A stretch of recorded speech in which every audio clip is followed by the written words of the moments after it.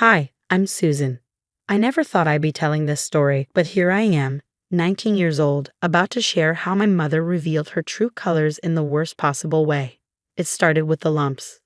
Small ones at first, along my neck. I ignored them for weeks, assuming they'd go away. Then came the night sweats, the exhaustion that no amount of sleep could fix. Ashley, my best friend, was the first to notice. "Girl, you look awful. Have you seen a doctor?" She asked during one of our late-night study sessions. "It's probably just stress from finals." "No way. You're calling a doctor right now. And if you don't, I'm driving you myself." That was Ashley, stubborn and caring, a mix that never took no for an answer. She sat there, arms crossed, watching me dial. My mother, Sandra, was less concerned. "Honey, you're being dramatic. Besides, I have my charity gala this weekend. You know how important these events are for our image." That was my mom, always more worried about appearances than reality. Living in her mansion with Richard, my stepdad, she had transformed into someone I barely recognized. Designer clothes, country club memberships, the perfect socialite. Then came the test results. "Mrs. Thompson," the doctor said, voice calm but firm. "The results are conclusive. Susan has stage 2 lymphoma." My mother's perfectly manicured hand tightened around her designer purse. "Treatment options?" she asked, her voice sharp. "We need to start chemotherapy immediately. Given the type and stage, we're looking at a comprehensive plan. With your insurance, the cost will be approximately $175,000. Silence. Then that look. The one where her smile stayed frozen, but her eyes turned cold. "Richard and I will need to discuss this," she said, rising from her seat and smoothing her skirt. "We'll be in touch." "Mom, what are you talking about?" I asked, panic creeping into my voice. The doctor said immediately, "Not now, Susan." That tone, the one that meant trouble. "Mrs. Thompson," the doctor tried again. "We really should admit Susan today." I said, "We'll discuss it." Her voice echoed through the sterile room. Then she turned and walked out, heels clicking against the tile floor. I scrambled after her, my heart pounding. Outside, she stopped abruptly. "Get your things from the car." "What?" "Your phone. Your bag. Get them now." My hands shook as I obeyed. The moment I shut the car door, she slid into the driver's seat and started the engine. "Mom, what are you doing?" She gripped the wheel. "I can't do this, Susan. Do you know what this would do to our lifestyle? To my reputation? Richard's business associates' wives all have perfect families. I can't have a sick daughter right now." "Mom, please." But she was already pulling away. I stood there, my purse clutched against my chest, watching her expensive SUV disappear around the corner. I called Ashley immediately. My voice cracked. "Ash, I need you." She just left me here." "What?" "Stay right there. I'm coming. Don't move, okay?" I sank onto a nearby bench, the crumpled diagnosis paper in my hand. Around me, families walked in and out of the cancer center.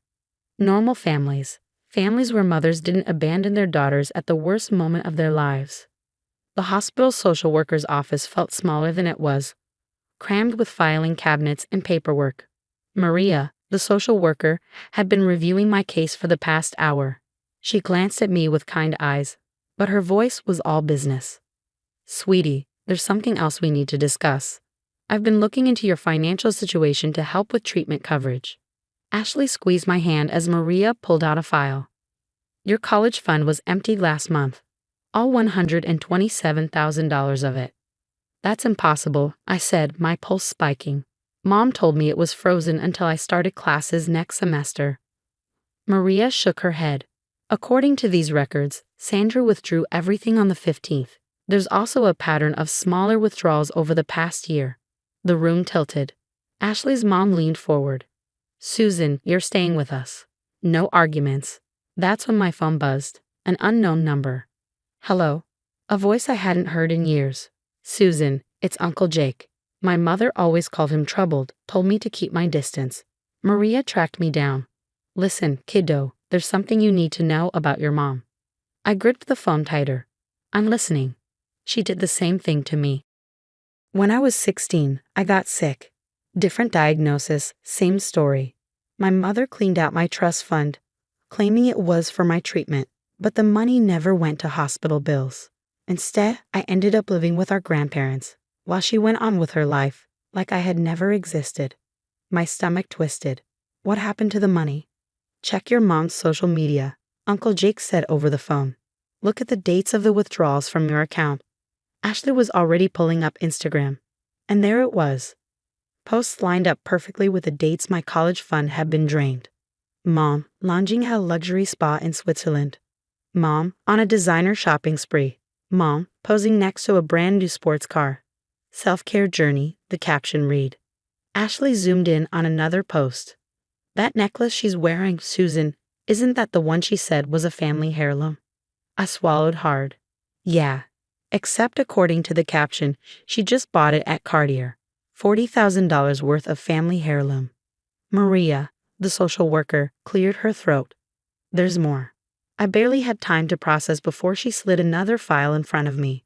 Your mother had access to a custodial account set up by your biological father.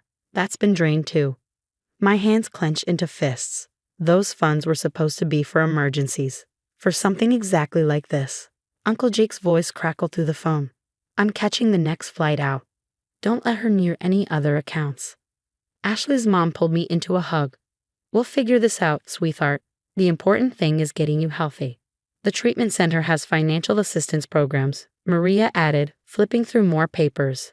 And given your mother's documented pattern of financial abuse, we have options for legal recourse. But I barely heard her. I was still staring at my mother's Instagram page.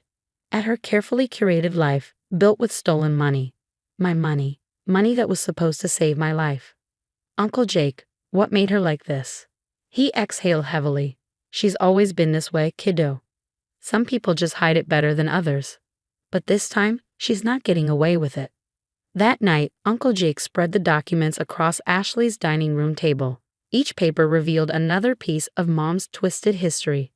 Look at this, he said grimly. She did the same thing to 3 different relatives.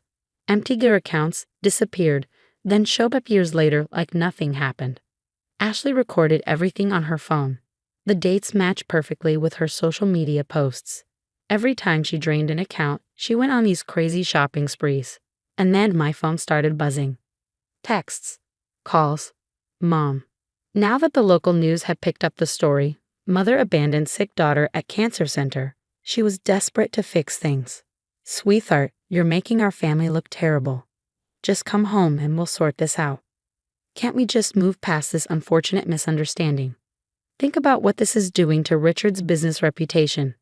Ashley's dad glanced over my shoulder at the messages. Keep everything. Every text, every voicemail. We're building a case. Then came the hospital's annual charity gala. She didn't know I'd be there. Maria had arranged for me to speak, an anonymous patient sharing the struggles of young cancer survivors. I was backstage when I heard her voice. I've donated thousands to this hospital, she was saying, smooth as ever. My daughter Susan is a patient here. She's just confused right now, going through a difficult time. I stepped onto the stage. My headscarf was neatly arranged, my hands steady. Really, Mom? My voice rang through the hall. Is that what you call stealing my college fund and abandoning me after my diagnosis? Silence. Richard, my stepdad, stood up from his table. Sandra, what is she talking about? Her smile barely faltered. She's confused, Richard. The illness is affecting her judgment. Uncle Jake's voice cut through the room. Should we talk about what happened when I got sick at 16, Sandra? Or about Cousin Anna's trust fund?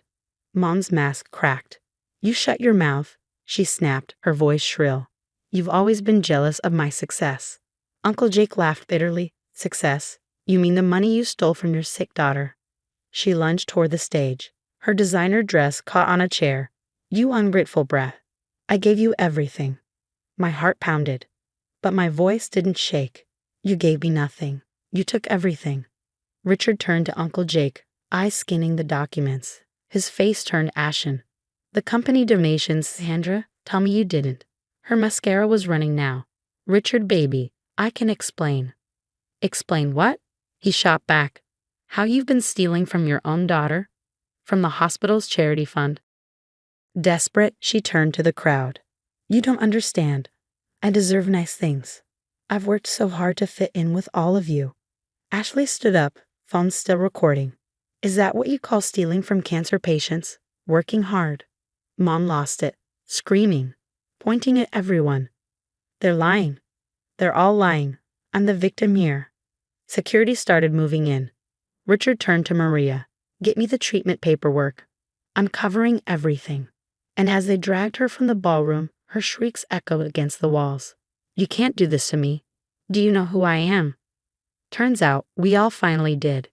6 months into my treatment, the courtroom felt colder than the chemo room. The prosecutor laid out everything. Every stolen dollar. Every abandoned relative. Every manipulative message. Mom sat at the defense table in last season's clothes, looking smaller without her usual designer labels.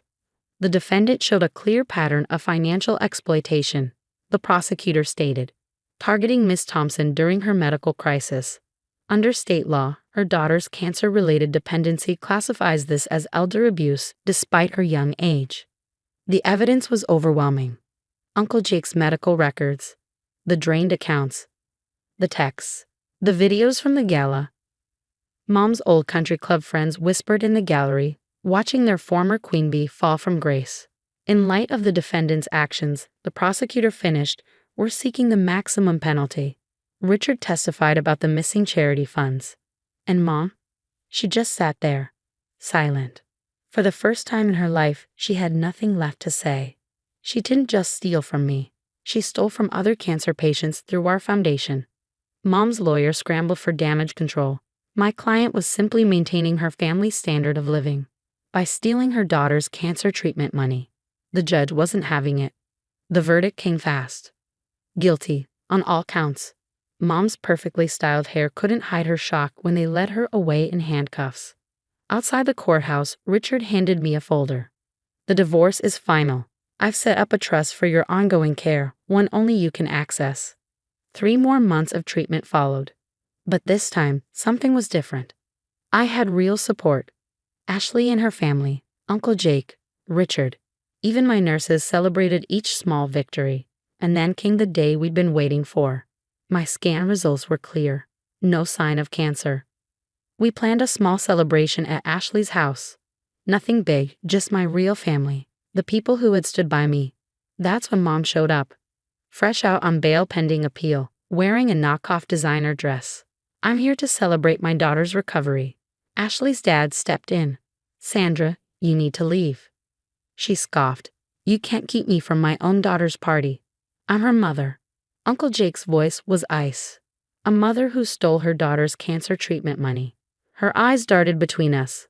I did everything for her. I sacrificed. I finally found my voice.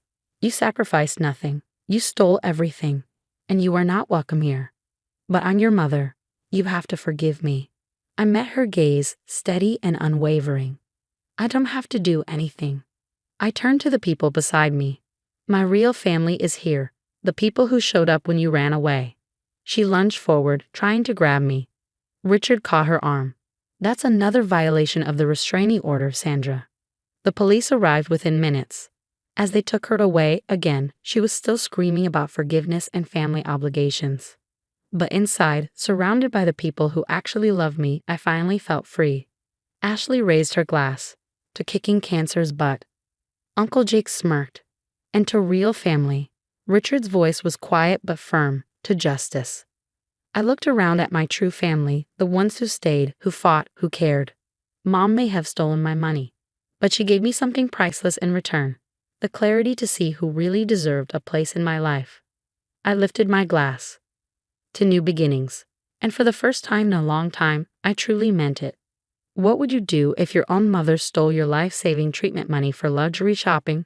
Would you ever forgive her, or would you press charges and cut her out of your life completely? Some say family deserves endless chances.